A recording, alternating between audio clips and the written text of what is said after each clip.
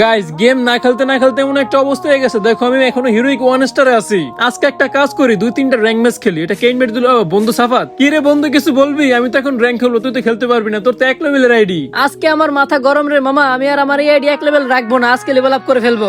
আরে দূরও বেটা, মাথা গরম করিস না, দাঁড়া আমার মাথায় একটা বুদ্ধি আসছে। তুই একটা কাজ করতো, তুই একদম নুব সাজ, একদম ফকির নিউমার ড্রেস পর। হ্যাঁ পড়ছি, এবার বল কি করতে হবে। তোর কিছুই করতে হবে না, তুই শুধু দেখ আমি কি করি। এখন আমি আমার লিস্টের সবচেয়ে বড় লোক প্লেয়ার ইনভাইট করব।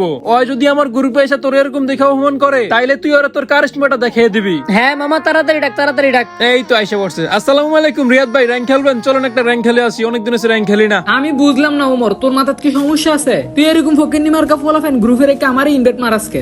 আরে ভাই ওই ফকিরনি না, ওই আপনার থেকে বড় লোক। ওই আমার বালের বড় লোক বেটা, পারলে একটা ম্যাক্সিমাম মারতো ক। এ বন্ধু তুই বিসমিল্লাহ বলে শুরু কর, আমি গন্তাছি। রেডি 1 2 3।